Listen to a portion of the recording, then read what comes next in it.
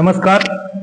Solapur जनदर्पण news चॅनलच्या चर्चा तर होणारच या विशेष कार्यक्रमात आज आपण सध्या सोलापूर शहरात अनेक समाज गुण्यागोविंदाने राहत आहेत. यात विशेष म्हणजे मोठ्या संख्येने असलेल्या पद्मशाली समाजाची संख्या मोठ्या प्रमाणात आहे. येत्या रविवारी म्हणजेच 29 तारखेला पद्मशाली ज्ञाती संस्थेचं वार्षिक सर्वसाधारण सभा आहे. विशेष म्हणजे या सर्वसाधारण सभा मार्कंडे मंदिर या ठिकाणी होणार आहे. पद्मशाली समाजाची संख्या मोठ्या प्रमाणात असतानाही जेणेकरून फक्त मोजून त्या ठिकाणी 400-500 माणसांची उपस्थिती राहील असं त्या ठिकाणचं नियोजन असल्यामुळं या ठिकाणी प्रचंड प्रमाणात गोंधळ आणि गडबड झालं तर याला पर्यायी व्यवस्था शक्यतो तिथं दिसत नाहीये. पण याऐवजी जर पद्मशाली ज्ञाती संस्थेनं जर पर्यायी जागा आपल्या समाजातील अन्य जे मंगल कार्यालय आहेत आणि अन्य जे ठिकाण आहेत त्या ठिकाणी घेतलं तर सर्वात उत्तम अशी मला तर वाटतंय. एकंदर आपण पद्मशाली समाजाची सोलापुरातील लोकसंख्या जवळपास 4.5-5 लाखाच्या आसपास आहे. या 4.5-5 लाखाच्या आसपास मधील अनेक समाजाची जागा आहेत आणि विशेष म्हणजे पद्मशाली समाजाचा 58 एकर पर्यंत आपण अक्कलकोट रोड मध्ये ओपन जागा बघतो. त्या ठिकाणी काही गणपती स्टॉल असतील किंवा मार्कंडे शॉपिंग सेंटरच्या माध्यमातून उत्पन्नाचा स्रोत आहे. त्या व्यतिरिक्तही सोलापुरातील पद्मशाली समाजाच्या अनेक स्थावर मालमत्ता आहेत.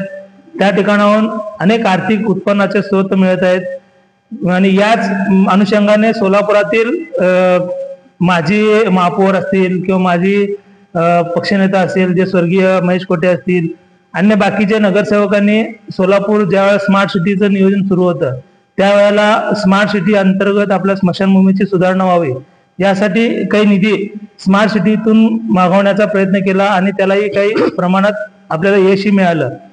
अशा अनेक ठिकाणावर असलेले आर्थिक स्रोत यामध्ये सध्या सोलापूर शहरात अनेक ठिकाणी चर्चेला आहेत की यामध्ये काही भ्रष्टाचार झाला आहे, काही कामं व्यवस्थित झाले नाही आणि काही जण देणगी दिले पण ते देणगीदारांचं व्यवस्थित नियोजन नाही आहे.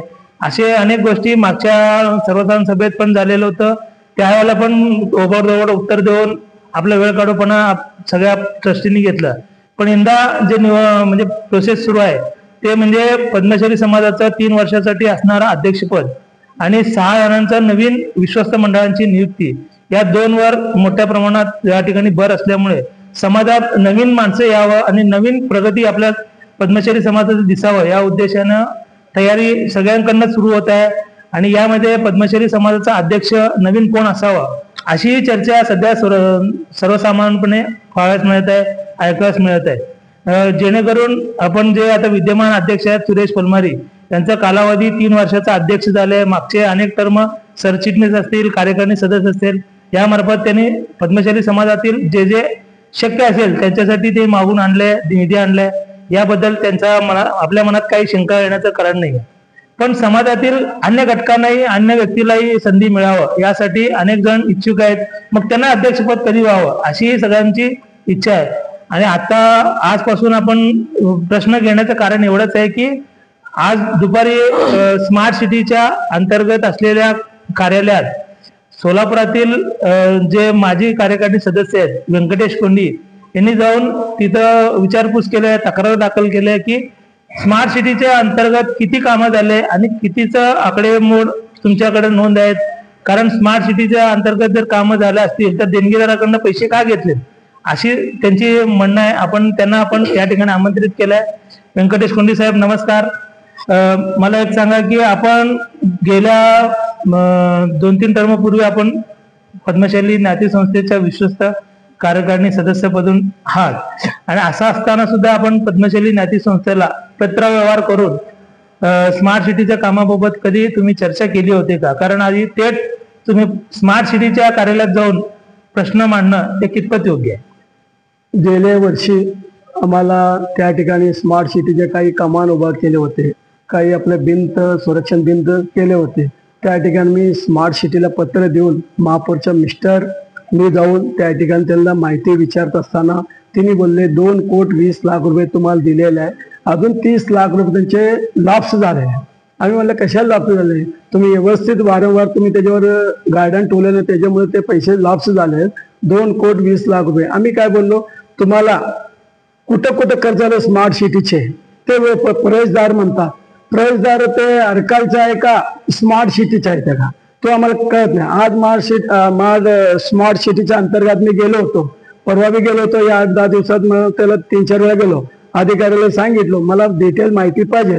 आमच्या पद्मशाली समाजाला 2 कोटी रुपये मिळाले आमचे अध्यक्ष सांगतात. मग त्याच्यामध्ये कुठं कुठं काम झालं, स्मार्ट सिटीचं कुठं बोर्ड नाही, स्मार्ट सिटीचा कुठे उल्लेख नाही, कुठे स्मार्ट सिटीच्या लोकांनी उद्घाटन करायला पाहिजे, शासनाने उद्घाटन करायला पाहिजे. आपण शासनाने आपल्याला बोलवतात, आपण शासनाने आपल्याला बोलायला बरोबर आपण जायला पाहिजे. आणि इनेच आपल्या संस्थेच्या लोकांनी उद्घाटन करत असताना त्या ठिकाणी आम्हाला आढळून आलं की बाबा नागरिकांपाशी बी 1 कोटी रुपये आणले तुम्ही, विजयकुमार देशमुख पाशी 50 लाख रुपये तुम्ही आणला म्हणता, मग तसंच शरद पवार अजितदादा पवार पैसे तुम्ही 1 कोटी रुपये आणला म्हणता. असं सगळे हिशोब 4.5 कोटी रुपये राहिलेले तेवढ्या भागांना 4.5 कोटी रुपये तेवढं खर्च झालं नाही, त्याच्यावर भ्रष्टाचार काहीतरी झालेला आहे. आम्हाला शंका येऊन आल्या म्हणा. मी स्मार्ट सिटीमध्ये गेलो, त्यांना पत्र दिलो, त्यांनी 1-2-3 दिवसात डिटेल देतो म्हणतात. त्या डिटेल आल्यावर आम्ही डिटेलने परत समाज. तुम्ही म्हणता की स्मशानभूमीमध्ये 4.5 कोटीचं कामाचं मंजुरी मिळालेली आहे, म्हणजे समाजातील देणगीदार आणि स्मार्ट सिटीचा 2 कोटी 20 लाखाचं. मग त्या ठिकाणी नावं टाकताना तुम्ही काय ऑब्जेक्शन घेतलं नाही की या ठिकाणी स्मार्ट सिटीचं काम असताना तुम्ही देणगीदारांची का नावं टाकायला लागली? ठीक आहे, आम्ही गेल्या वर्षी सांगितलं, त्यांना निदर्शन आणून दिलं होतं. मी जनरल मीटिंग मध्ये बोललो, या चॅनल माध्यमातून मी त्या दिवशी ते बोललो, कमान आहे ना ते 4.5 लाख रुपये स्मार्ट सिटीत. मग तिथं अर्कालचं नाव ठेवलं. आता यामध्ये अर्कालचं नाव ठेवल्यावर आम्हाला आढळून आलं बाबा हे अर्कालचं आहे का स्मार्ट सिटीचं आहे. मग ते त्या जनरल मिटिंगला तिने काय म्हणलं तुम्हाला उत्तर देऊ चालेल म्हणजे बर्लिन शेटचे 22 होते. मग ते जनरल मिटिंगला विचारलं बाबा 22 हे होते बर्लिन शेट लोखंडीचे, ते कुठे आहे? अध्यक्ष साहेब म्हणले ते आहेत, आपण ते कट्टे बांधा त्याला आपण लावाले म्हणले. आता का 12 का लावलेलं आहे, अजून 8-9 कुठे गेले? त्यासाठी आम्ही संदर्भ त्यांना विचारलो आता स्मार्ट सिटीला. त्याने काही 2-3 दिवसात देतो म्हणलं. ते आल्यावर पण तुमचा आता विषय स्मशानभूमी संदर्भात चालू आहे. स्मशानभूमीला मोठ्या प्रमाणात देणगी मिळालेली आहे, मग त्या देणगीचं सदुपयोग झालं असं वाटत नाही? झालाय. मग एवढे पैसे तुम्ही आणला 4.5 कोटी रुपये तेवढं झालं नाही. आम्हाला कसं आहे, तुम्ही 300 कोणाकडे देणगी आणला, ते देणगीचं नाव ठेवला, मग स्मार्ट सिटीचं कुठे ठेवला तुम्ही सांगा? स्मार्ट आता मी आपले कोणाचे विजयकुमार देशमुख मालकांचे त्या ठिकाणी 50 लाख तुम्ही दिल्या म्हणला, तिथं बघितलं 30 लाखच आहे, अजून 20 लाख कुठे गेले, कशाला दिले हे आम्हाला माहिती पाहिजे. याच्यासाठी मी प्रयत्न करू. आणि बघितलं तिथे गेलं 30 लाखाचं आहेत, माझ्यापेक्षा आहे, त्याचा फोटो काढून आणलो. मग तसंच 4 अजून ते दफन निधीचे बांधलेत मालकांचे. ठीक आहे, कशाला गेलं काय नाही आम्हाला डिटेल काय आणि त्याच्यावर शंका राहत नाही ना. म्हणजे तुम्हाला म्हणायचं की 4.5 कोटी रुपयाचं ज्यावेळेला आपल्याला देणगी आणि स्मार्ट सिटीच्या मार्फत मिळालं त्या पद्धतीचं काम त्या ठिकाणी झालेलं नाही. झालेलं नाही काही झालेलं त्या ठिकाणी. मग तुम्ही या संदर्भात अध्यक्षांना कधी पत्रव्यवहार केलाय? अध्यक्षांना यापूर्वी जनरल मीटिंग मध्ये सर्वसाधारण सभेमध्ये त्यांना सांगितलं, अध्यक्ष साहेब या ठिकाणी शौचालय तुम्ही जात असताना या ठिकाणी गोंगड बस्ती नीलम नगर या भागातल्या लोक महिला जात असताना त्या ठिकाणी गेल्या वर्षी बोर्डामध्ये सांगितलं शौचालय पैसे एक माणूस ठेवा, स्वच्छ करा, सगळं स्वच्छ. आज मी काल जाऊन मी फोटो काढून तुम्हाला फोटो देतो. त्या ठिकाणी त्या महिला बी आज जाऊ शकत नाही. त्या ठिकाणी तेवढं लांब तिने रडत येतात, त्यांना तिथं शौचालयाची सोयी नाही. जनरल मीटिंग कळकळ्यांचे मिळून डोळ्यातलं पाणी काढून सांगितलं, अध्यक्ष साहेब वर्ष झालं तुमचे पदाधिकारी काय केले तुम्ही केलेले अध्यक्ष साहेब, सगळं मिरवटा ते केलं हे केलं. 4.5 कोटी रुपये 4.5 संडास पहिला पणिता शिंदे महेश कोटे अध्यक्ष असताना त्या ठिकाणी निधी आलं होतं, ते शौचालय बनवले, ते स्वच्छ करा तुमच्या होईना वर्ष झालं. आता बी तुम्ही जावा त्या परिस्थितीने जावा, तिथं आज जाऊ शकत नाही. स्वर्गासारखं झालं असं म्हणते. स्वर्गासारखं झालं असं तर आपण मेड्या घेऊन जायला तुम्ही स्वर्ग दाखवा की तुम्ही त्याला स्वर्ग दाखवा की स्वर्गासारखं झालं तुम्ही म्हणला मी आता तुम्हाला घेऊन जातो स्वर्गासारखं शूटिंग काढून घ्या. स्वर्ग असेल तर मी त्यांचं स्वागत करू सत्कार करू, स्वर्गासारखं असेल तर काही हरकत नाही त्याचं केलं असेल तर. मग आता तुम्ही ज्या वेळेला एंट्री करतो प्रवेश घेतला त्यानंतरची परिस्थिती चांगली आहे का आता कशी आहे पैसे? आता परिस्थिती कसे पैसे म्हणते तेवढं रोड बीड झालेलं आहे, पैसे आल्यावर रोड केलं, मेंटेनन्स करत नाही असं तुमचं? मेंटेनन्स करत नाही. आपण बांधतो आवक सवय सगळे बांधत असतो, त्याला मेंटेनन्स बी तेवढं गरज असतात. त्या स्वच्छता पाणी पियाचं पाणी आता लांब न रडत आला आत एक फायर मशीन आपण फिल्टर मशीन या टू आपल्या समाजाच्या वतीने आणि आमचं तेवढं मत आहे. सारखं झालं तर मग बगीचा मग काय बगीच्यातून नुसतं बाहेर गेला, बगीच्यामध्ये आपण पुराणा जो शंकराचं मंदिर आहे त्या ठिकाणी बगीच्यामध्ये तुम्ही बसा, 10 मिनिट बसू शकत नाही. मग ते बगीचा काय केलं ना तुम्ही, ते 4.5 कोटीमध्ये ते बगीचा काय केलं ना तुम्ही? तुम्हाला नुसतं सगळं काम मीच करतो. कधी काम करत असताना अध्यक्ष साहेब, मी लहान असतो तर बिना त्याला एक कमिटी असतो, समाजामध्ये एक कमिटी असतो, एक मशानभूमी कमिटी, एक शॉपिंग सेंटरच्या कमिटी, एक मंगल कार्याची समिती, एक आपलं सावरमाल मत्ता जे का सोना बँकचं असं समिती तुम्ही काय करत नाही. तुम्हाला अडचण काय? समिती करा ना, त्याला समितीला नेमणूक करा, त्याला सांगा बाबा तू जा कर, सगळंच काम मीच करतो, इटं मीच आणतो, वाळू मीच आणतो, शॉपिंग सेंटर मीच बाळायला देतो, गोळे मीच आणतो, सगळेच मीच. म्हणजे कुठलं हे शक्य साहेब? आपल्या समाजामध्ये एवढे डायरेक्टर असताना सगळ्यांना नेमणूक तुम्ही द्यायला पाहिजे. आता वर्ष झालं साहेब, अजून समिती गठीत झाली नाही, त्याच्यावरती काही नाही. इथं खर्च केलेत, तिकडे खर्च केलेत, त्याचे हिशोब काही नाही. आज तुम्ही 25 गाळे, एक 12 गाळे, एक 13 गाळे बांधला, समाजाला कधी तर तुम्ही टेंडर काढला का?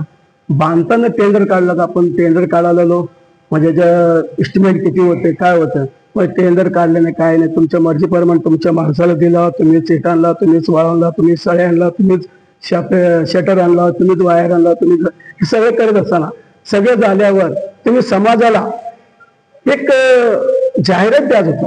ज्या समाज बांधव आहेत आपल्या सोलापूर शहरामध्ये, त्या समाजाने इथं आपण 25 गाड्या भाड्याला देत आहेत आणि कोंडी मंगल कार्याचे 6, असं मिळून आपण 30 गाड्या आपण भाड्या देत आहे.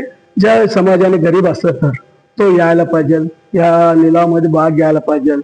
तर घेतलं तर आम्हाला समाज दिलं असेल ना प्रोसेस प्रमाणे? नाही दिलं असेल तर आम्ही कशात बोलतो ना. जाहिरात द्यायचं, जाहिरात दिलं तर आम्ही बोलत नव्हतो ना. जाहिरातच आली नाही आम्हाला. 25 गाड्या कोणाला दिलं, काय दिलं आम्हाला काय माहिती आहे? तुम्ही समाजाला सांगा बाबा आम्ही आज जाहिरात करू असं सांगितलं. अजून एक छोटासा प्रश्न असा आहे की तुम्ही स्मशानभूमीचा उल्लेख करता होता, त्या 2,20,00,000चं स्मार्ट सिटीने टेंडर काढून प्रक्रिया पूर्ण केली अशी माहिती आहे. पण 2,30,00,000 म्हणजे जवळपास 2,30,00,000चं जे काम स्मशानभूमीसाठी झालं, त्या कामासाठी टेंडर प्रक्रिया झाली नाही असं तुम्हाला म्हणायचं? नाही, टेंडर काय केलं हे बी सांगतो. टेंडर एकच काढलं नाही पद्मशालीचं, सगळं मिळून टेंडर काढले. म्हणजे सोलापुरात मध्ये इतर समाजाचे आहेत, भावसार समाज, इतर समाज आहे ना, ते सगळं मिळून स्मार्ट सिटीचे एकच टेंडर काढले. त्या टेंडर मध्ये काय घेतलेत, एकच टेंडर काढलं. आपलं पद्मशाली वेगळं काढलं असेल तर आपण पद्मशालीच्या विषयी बोलत होतो. सगळं मिसळून काढल्याबद्दल त्याला आपल्याला त्याच्यामध्ये हिशोब काढता येत नाही. हे आम्ही त्यासाठी आम्ही काय म्हणलो, आज मी गेल्यावर त्याला म्हणलं पद्मशालीचं पाहिजे, सगळं मशानभूमी नको, पद्मशालीचं पाहिजे. ते पद्मशाली वॉल कंपाऊंडला किती पैसे झाले, वॉल कंपाऊंडला एवढे पैसे, म्हणजे तिथं लिहा आहे स्मार्ट सिटीचं. आम्हाला समजून येतं बाबा इथं काय झालं नाही. आपला पेरो ब्लॉक घातलं, कोण घातलं तिथे बोर्ड लाव पेरो ब्लॉक असं दिलं त्या लोकांनी. आता तुम्ही कोणापेक्षा पैसे आणला त्यांचं लावलं, मग स्मार्ट सिटीचं काय लावलं नाही तुम्ही? माझं म्हणणं तुमचं म्हणणं सेमच आहे, फक्त स्मशानभूमीमध्ये आरकालचं नाव दिसतंय, ते मंत्यांचं नाव दिसतंय, महेश प्लास्टिकचं बुधारांचं नाव दिसतंय, आरकालला अजून बाकीच्यांचं नाव दिसतंय. मग याचा टेंडर काढला नाही असं तुम्हाला म्हणायचं आहे का? टेंडर त्यांनी देणगी दिलं, त्यांनी त्यांच्या कसं देणगी दिल्यानंतर टेंडर प्रक्रिया करून ते पूर्ण करायला पाहिजे होतं. नाही, आता त्यांच्या मर्जी त्यांनी कसं दिलं आम्हाला काय सांगत नाही. आता देणारा दात आहे, त्यांनी बांधून दिला का? हे आमच्या अध्यक्ष जाऊन बांधतो म्हणून तिथनं काहीतरी पैसे आणले काही आम्हाला माहित नाही. आम्ही म्हणायचं आमच्या डोळ्यात काय दिसतो, बांधला किती खर्च झाला, तिथं रक्कम बी नाही, मोगम आहे. मग काही अहवाल मी बघितलो, मोगम आहे. भरीव देणगी म्हणजे रुपये दिले का, 8 दिले का, 12 दिला का, काय दिलं हे आम्हाला समजत नाही. अध्यक्ष साहेब आम्हाला समजूनुसार द्या. कोण अडकाला असेल हे याला 3 लाख रुपये दिले बाबा, बुजाराम असेल 2 लाख दिले, अडकालेनी असं गुर्रमेनी दिले, असं मला डिटेल सांगितलं म्हणजे आम्हाला बी कळतं ना. आम्ही काय तुमच्यावर आरोप का नाही, आम्हाला हिशोब बरोबर पाहिजे. समाजाची ऑडिट जो करतो तो त्यांना समजून आला नाही का, तो बरोबर असा का शब्द दिले? आता त्यांना माहित, आम्हाला अहवाल आल्यावर आम्हाला समजलं. आम्ही जनरल मीटिंग गेल्या वर्षी जनरल मीटिंग मध्ये तेच बोलू, भरी देणगी बरी तुम्ही काय नाही ते भरी देणं सांगायचं नाही. कशा सांगायचं नाही? 3 माणूस दिलाय, 2 रुपये दिला का, 1 रुपये दिला का, हे लोकांना कळायला पाहिजे. अध्यक्ष साहेब आमच्या विनंती हेच आहे. हा, पैसे कुठे चालले काय चाललं आम्हाला माहित नाही. सगळं तुम्ही समित्या केल्या का, कुठलं आम्ही डायरेक्टरचं काय बाबा काय झालं आज, ते काय कोण आणलं ते आम्हाला माहित नाही. अध्यक्ष साहेबाला माहित, त्यांच्या डायरेक्टरच म्हणतात. व्यंकटेश कोंडी साहेब म्हणतायत की स्मशानभूमीत टेंडर प्रक्रिया राबवली नाही, स्मार्ट सिटीने फक्त जेवढं काम सोपवलं ते काम त्यांनी केलंय, पण उर्वरित जे रक्कम देणगीच्या पोटी आलं त्याला टेंडर प्रक्रिया न करता किंवा टेंडर प्रक्रियेची प्रोसेस झाली असेल तरी फ्लेवर पार्कसाठी किती खर्च झालाय, शेडसाठी किती खर्च झालाय, त्यांनी देणगी किती दिल्या या संदर्भात कुठेही काय उल्लेख नसल्यामुळे संशयाला जर जागा निर्माण झालेली आहे. आपण या संदर्भात आपण चर्चा करत असतानाच यांच्यावरही काही आरोप सध्या पद्मशाली समाजाच्या अहवालामध्ये एक प्रश्न उपस्थित झालेला आहे. यांच्याकडे स्वाती मंगल कार्यालय जो लक्ष्मीनारायण टाकीच्या शेजारी असलेला तो मंगल कार्यालय आहे, त्यामध्ये ते भांडी कुंडी भाड्याने देतात आणि त्यांचे ते टेंडर घेतलेले आहेत. मग या तुमच्या पद्मशाली ज्ञाती संस्थेच्या जे रजिस्ट्रेशन मध्ये किंवा अहवालामध्ये तुमच्या नावाने 52,000 रुपयाचं येणं दाखवत आहे. मग तुम्ही या आपलं 52,000 देणगी वाचवण्यासाठी तुम्ही समाजाच्या विरोधात तक्रार करताय, अशी काय जणांचं म्हणणं आहे. तुमचं नेमकं म्हणणं काय? या ठिकाणी तसं काही नाही. या ठिकाणी 2019-2020 मध्ये मग आपल्या सोलापूरमध्ये कोरोना झाला होता. त्या ठिकाणी कोरोना जावत असताना 2019-2020 मध्ये मंगल कार्यालय बंद होते आपले सोलापूर. सगळ्यांना माहिती आहे 6 महिने 8 महिने 9 महिने असं 2 वर्षापर्यंत मंगल कार्य बंद होतं. बंद 2 वर्ष बंद असताना बी मी जाऊ दे म्हणून त्यांना 51,000 रुपये भरून पावती घेतलेली आहे. त्यांनी परत अजून 51,000 रुपये द्या म्हणून मी परत 2023ला अध्यक्षाला पत्र दिलं. सगळ्या ठिकाणी सगळ्या लॉकडाऊन मध्ये सगळ्यांचे भाडे माफ केला. माझं बी 1 वर्षाचं भाडं माफ करा म्हणून मी तुम्हाला पत्र दिलेलं आहे. ते पत्र माझ्या पैसे आहे, शिक्का मारून घेतलं. 2023-20 तारीख 3रा महिना 2023 माझ्या बी शिक्का मारून घेतलं. माझे पत्र आहे. त्यांना विनंती केलो. तिने त्यांच्या मिटिंगमध्ये तिने काय केलं मला माहित नाही. मला विचारलं तुम्ही मिटिंग घ्या, मी येतो. मग त्याच्या पुढे पण तुम्हाला स्वाती मंगल कार्यालयाला पुढे कंटिन्यू केलं, मग त्याचं बिल तुम्ही पोच केलंय? सगळे माझे सगळे बिल पोचत. फक्त 1 वर्षाचं लॉकडाऊनचं थांबलं. 2 वर्ष म्हणजे 1 वर्ष भरलो. 2 वर्षाचं होतं ना, 1 वर्ष भरलं. सगळे मध्ये चेक पर्यंत आले. 20 तारीख मार्च 20 तारीख आले की मी पैसे भरतो. असंच माझं पहिला बदनाम केलं होतं पैसे भरत. आता मी 5-6 वर्ष झाले. 20 तारीख 21 तारीख मार्च जाऊन 51,000 रुपये भरून मी पावती घेत असतो. आता या वर्षी चेकच देऊन टाकलो त्यांना, म्हणजे पावती बी अजून मला मिळालं नाही, देऊन आलो. मला वाटतं की नुकतंच बोमडेल मंगल कार्यालयाचं टेंडर देण्याची प्रक्रिया सुरू झाली होती. नेमकं त्या प्रक्रियेला नेमकं काय झालं हे तुम्हाला माहिती आहे? काही माहित नाही. त्यांनी कोणाला द्यायचं टेंडर देतो म्हणलं तर काय द्यायचं ते देऊ द्या म्हणलं. त्यांना बोमडेल मंगल कार्यालयाचा माझा काय संबंध आहे? टेंडर देऊ द्या, कसं समाजाची जागा आहे, कोण करतात त्याला देऊ द्या. त्याला आपण त्याच्यामुळे आपण आक्षेप करत नाही. कोणाला बी देऊ दे, 4 लोक चालू द्या, 4 लोक जगू द्या, आपल्या समाजाला भाडं देत आहे. सगळे प्रश्न आपण आम्हाला काही घेणं देणं नाही त्याचे. आम्हाला नुसतं याच्यामध्ये भ्रष्टाचार आहे आणि एवढ्या याच्यामध्ये त्यांचा आक्षेप आहे. याच्या पलीकडे मला वाटतं की बोर्ला मंगल कार्यालयामध्ये मोठ्या प्रमाणात दुरुस्तीचं काम झालेलं आहे, दुरुस्ती दिसतंय. पण तुम्ही म्हणताय की या ठिकाणी दुरुस्तीप्रमाणे खर्चाचं नियोजन दिसत नाहीये. मग नेमकं तुमचं काय तक्रार? आमचं काय अजून आता बिल दिले का नाही दिले. 3 तारीख मार्च 3 तारीख परवा घेतले ते दुरुस्तीसाठी घेतलेत. वरती पेरो ब्लॉक घेतलेत, मध्ये पेरो ब्लॉक घेतलेत, लाइटिंग बदलले, थोडं पंखे बदलले. मग त्याचे पैसे अजून आम्हाला अहवालामध्ये तर त्याच्यामध्ये दिसत नाही. मग किती मोगम काय खर्च केलं ते मार्च मध्ये पडतंय का, मार्च झाल्यावर पडतंय काय, त्याच्या एक पावती माझ्या मार्चच्या अगोदर मी माल मागवलेले आहे. मग हे मार्च नंतर बिल देतात का मार्च अगोदर दिलात का हे मला अजून माहित नाही. याच्या किती खर्च झालं अहवालमध्ये दिसत नाही. मग हे पुढच्या वर्षी देतात का? पुढच्या वर्षी अध्यक्ष सुरेश पलमारे असेल नसेल या नंतरची गोष्ट आहे. पण त्यांनी जर अध्यक्ष नसेल तर मग त्यांची मागणी कसं तुम्ही करणार? त्यांना कसं नाही. आम्ही तर आम्हाला ते आल्याशिवाय आम्ही त्याला मागूच करू शकत नाही ना. आम्हाला आता कसं आहे एवढं खर्च केलं मग त्याच्या मुद्द्यावरच आम्ही बोलू शकतो ना. आता मला ते काही कोणाला. मग या संदर्भात तुम्ही ज्ञाती संस्थेला काही पत्रव्यवहार केलंय? अजून काही नाही. तुम्ही अजून ज्ञाती संस्थेने ना अजून मी पत्रव्यवहार केले काय केलं नाही. फक्त त्यांचं आकडे इथं पडतंय का नाही, किती लाख पडतंय काय ते ज्यावर मी बोलू शकतो. म्हणजे कसं इथं मी देखभाल करताना मी होतो इथं, मला समजतंय काय झालं काय नाही. लोकांना बघितलं आपण समजतंय.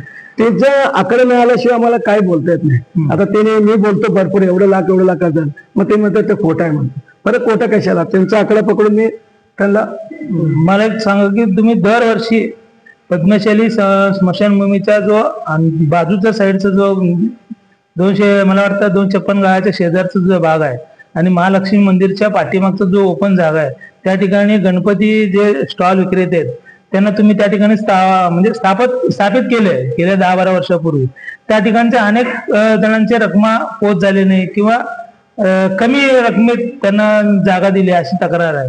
तुम्ही त्या ठिकाणी मोठ्या प्रमाणात जाता येता, मग तिथली तक्रार तुम्ही वारंवार मांडता, पण तिथले प्रश्न सुटलेले आहेत का सुटण्याच्या मार्गावर आहेत का? सुटत नाही ते मार्ग.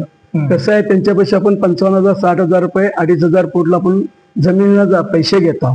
त्या ठिकाणी जनरल मिटिंग गेल्या जनरल मिटिंग मध्ये चॅनल मध्ये बोललो होतो, असं एक काम करा सर अध्यक्ष साहेब, या जनरल मीटिंग मध्ये मी तुम्हाला बोलवतो, तुम्हाला सांगितलो जनरल मीटिंग मध्ये मी बोलत आहे, या गणपती गोडवांचे भाडं आहेत ना, थकीत आहेत ना, तो थकीत त्याचे पैसे घ्यायला त्यांना शौचालय बांधा, 6 शौचालय 6 बाथरूम बांधा, त्याला आंघोळीला द्या, परप्रांतीय लोक येत असतात त्याला गेट घालून द्या. आपण समक्ष मी उभारून तो भाडा नाही दिलं त्याला खाली करायचं काम मी करतो म्हणलो. समाजाला कोणतरी भाडा चुकवत असलं तर मी कपून घेणार नाही. हे अध्यक्षांना सांगितलं, मी दररोज काही चेक आणून मी देत होतो समाजाचे, पण मी तुम्हाला त्याला काही सोयीच केलं नाही ना. तुम्ही मला सांगा, त्या ठिकाणी लोक येऊन त्याला मारतात बिरतात, मोटर चोरी होतात, सगळे कलर चोरी होतात. कधीतरी अध्यक्ष जाऊन त्याला विचारलं का, अध्यक्ष कोण काय करत, ते तुमचा प्रश्न आहे, तुम्ही जाऊन पोलीस कंप्लेंट करा. अरे आपण भाडा घेऊन आलो ना, आज आपल्याला 1 कोटी रुपये पर्यंत आला. 1 कोटी रुपये तुम्ही 1 रुपयाचा खर्च केला सांगा मला.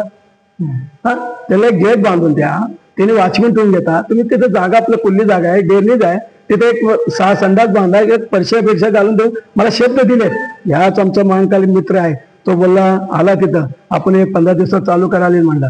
तिथे चालला, अध्यक्षाला सांगितलं, वारंवार सांगितलं.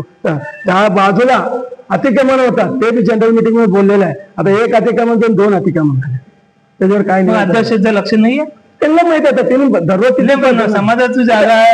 आपण भारत पाकिस्तानचं 1-1 इंचासाठी भांडण चालू आहे, मग आपल्या समाजाची जागा आपल्या समाजासाठी राहण्यासाठी मग अध्यक्षाला तुम्ही काय विचारणा केली नाही? प्रत्येक वेळा त्यांना अध्यक्षाला विचारत असतो, इकडे ऐकता इकडे सोडून टाकतो. मग अशा अध्यक्षांना मुदतवाढ पाहिजे असं म्हणतात की, मग नाही त्यांना आता काय ना, घरीच पाठवून द्यायचं आपल्याला. असला अध्यक्ष नको आपल्याला, आक्रमक लागायचं होता. आज मिरवून तुम्हाला सांगतो, आज तुम्हाला तेवढं माहिती आहे की नाही, ज्या दिवशी अध्यक्ष सुरेश पलमार झाला त्या दिवशी पण आपल्या रथोत्सवचे स्पीकर आहेत ना, स्पीकर काय कळणार आहे, त्या दिवशीपासून आतापर्यंत बंदच आहे मिरवणूक मध्ये. काय म्हणतात, डेअरिंग बोलू शकत नाही त्या मिरवणुकी मध्ये, काय आवाज कमी करून चला. त्या दिवशी तिथे पद्मशाली चौकामध्ये पहिला झालं, ते पद्मशाली चौकात मॅडम होते, ते बंद केलं, तर तिथनं चालत आम्ही रुग्णालय दाखवून परत आलो. मी सुरेश पलमारी म्हणलो, का चला पलमार साहेब मी होतो, चला पलमार साहेब ते मॅडमने विचारले, थोडं बारीक करून आम्ही निघतो. आपण सगळं पण म्हणजे कसं, एवढं लाखो रुपये खर्च करून मंडळाच्या लोकांनी येत असतात, तेवढे लोक लाखो रुपये खर्च करतात. अध्यक्ष साहेब तुम्ही समोर राहून पोलीस कमिशनरला आम्ही आवाज कमी करतो, आळू घेऊन जातो, शांती तुम्ही बोलायला पाहिजे ना. तुम्ही बोलतच नाही, आम्ही बोलून काय, पदाधिकारी आम्ही बोलून काय करायचं. तुम्ही जाऊन ना कमिशनरला बोलायला पाहिजे, शांतीने घेऊन जातो सर, आम्ही काय हे करत नाही, आमचं दर परंपरा आहे, मग असं बोलायला पाहिजे. तुम्ही बोलतच नाही ना. आता 3 वर्षामध्ये कोणाला बी तुम्ही डालगीवाल्याला विचारा, कोणाला विचारायला याच्यामध्ये हे तिथं तिने आल्यापासून ते मिरवणूक निघत नाही, त्याला संपलं. तिने 70-80 हजार रुपये खर्च करायचं, 1-2 लाख रुपये खर्च करायचं, होईल. मग तुम्ही 3 वर्षापासून काहीच काम केलं नाही असं तुमचं म्हणणं आहे. आता काही ट्रस्टी लोक म्हणजे ज्यांची निवृत्ती जवळ आलेली आहे, ते पण पुन्हा एकदा त्यांनाच संधी द्या अशी त्यांची काही जणांची तयारी सुरू झालेली आहे. मग सोलापूर म्हणजे आपल्या पद्मशाली समाजामध्ये अजून पण लायकीचे नाहीत का पद्मशाली समाजाचे अध्यक्ष होण्यासाठी, असं मला म्हणायचं. हे सगळे लोक आहेत, या लोक सुधरू देत नाही, मग ते लोक येत नाही. मातबर लोक आहेत, तुम्हीच का झाला ना, तुम्ही सरका दुसऱ्याला घ्या ना. तुम्ही झाला ना, तुम्ही घरी जावा ना. दुसरं समाज, आपल्या समाजातील लोक आहेत, कोण आहेत, त्यांनी येतात, त्यांनी करतात ना. तुम्ही करायला देत नाही ना त्यांना, तुम्ही जे एक कारभार करता. आज आपल्या अध्यक्षाने कोणाला विश्वासात, बोर्डर लोकांना विश्वासात घेऊन खरेदी करत नाही माल. आज एवढं मोठ्या प्रमाणे तुम्ही काम केलं, कुठे तुमचं व्हायचर आहे का, तुमचे काही चेक आहेत का, कोण आणले कोण नाही, वाळू कोण आणला, सिमेंट कोण आणलं, काय आणलं, त्याचं काय करत पाहिजे का नाही. काय नसताना एवढं मोठं काम झालं तरी झालं म्हणजे त्याचे एकात्मिक कारभारी असताना सुद्धा ऑडिटर असतं ना. ऑडिट केलं असतं तर मला दाखवत होतं ना. चॅरिटीला आणि पत्रिकेला यांचं नोंदच नाही म्हणते. चॅरिटी तुम्हाला ते कागद देतो, चॅरिटी यांची नोंदच नाही. तेव्हा ते ज्या कारंपूर साहेब होते तेव्हा त्यांनी पत्र दिलं, चॅरिटीने काय दिलं, ज्या दिवशी 2013 पर्यंत काय नोंद तेवढंच आहे. म्हणजे आताचा कारभार सगळं बेकायदेशीर असं तुमचं.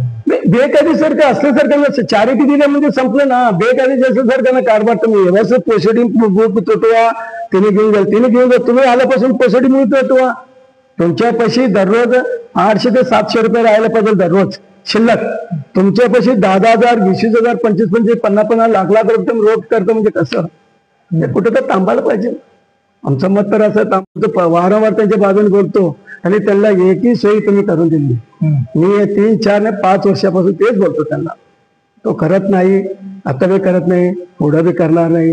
हे अध्यक्ष संपलं तर पुढं या लोकांनी काय करतात, आपला समाजमध्ये एक नवीन निर्माण झालं, जुनापासून निर्माण आहे.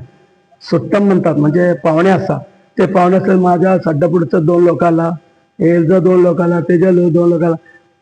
ज्ञाती संस्थेमध्ये आल्यावर त्याला ज्ञाती संस्थेची माहिती पाहिजे. समाजामध्ये कसं कुठं कुठं सावर मालमत्ता आहे, कुठं कुठं काय काय आहे, याच्यावर तिने अभ्यास राहायला पाहिजे. कोणाला बी घेतलं, याला घेतलं, त्याला माहितीच नाही ना. त्याला माहिती असेल तो करू शकतो. आपला 1000 कोटी रुपये जागा आहे. हा जर एक सुरेश परमारे सगळं आणून करायला म्हणतात, तसले अजून तयार व्हा ना तुम्ही. बोर्ड ऑफ डायरेक्टर लोक तयार व्हा. तुम्ही आता म्हणल्यासारखं घ्या की सगळ्या भागातले लोक घ्या. गेल्या वर्षी निलंगाचे लोक घेतल्याने, नवीन घरकुलच्या लोकांना घेतल्याने, जुना घरकुलच्या लोकांना घेतल्याने, अशोक चौकच्या लोकांना घेतल्याने. फक्त तुमचे पाहुणे रावणे कोण बोर्ड कोण विश्वास झाला तो 2-2 लोकांना त्याचे घालतात. कशाला घालतात? मेहनत करा म्हणा त्याला. एक 5 वर्ष अनुभव द्या त्याला. 5 वर्ष नाती संस्थेमध्ये काम करा म्हणा, तेव्हा त्याने बोर्डावर घ्या त्याला. कोणी बी असं आम्हाला विरोध नाही. आम्ही जाऊन काम करायचं, आमच्या इच्छा तसं नाही. आज मी तुम्हाला सांगतो, माझं एक नाव कुठे बी ठेवलं नाही. पद्मशाली मशानभूमीमध्ये स्मार्ट सिटीचे 15 LED काम लावलं, 30 LED असं लावलेलं आहे. कुठं बी नाही ते नोंदत नाही. 5 लाखापर्यंत मी काम केलं. तिथं बोर मारलो एका आत पंप बोर नसताना तिथं कुठं उल्लेख नाही. कोणी 8,000 दिलं, कोणी 5,000 दिलं, ते परशीवर नाव असतं. आम्हाला नाव नको. आम्ही केलं स्मार्ट सिटीत केलो आणि त्या कोंडीच्या नावावर नगरसेवक असं बोलल्यासारखं आम्ही केलं. त्याने आम्हाला नाव कुठं नको, प्रसिद्ध नको. म्हणजे आता पद्मशाली ज्ञाती संस्थेच्या नवीन अध्यक्ष, आता मला छोटासा प्रश्न विचारायचा की अध्यक्ष कसा असावा आणि कोण असं तुम्हाला वाटतं? अध्यक्ष असा असा पाहिजे, समाज आपलंच म्हणून काम करायला पाहिजे. तो गरीब असू दे, तो श्रीमंत असू दे, तो कुठं बी असू दे, तुला अभ्यास पाहिजे. दररोज व्हायचं पाहिजे. दररोज लिखाण करायला पाहिजे. बँक व्यवहार क्लिअर करायला पाहिजे. समिती लोकांना ठरवून घ्यायला पाहिजे.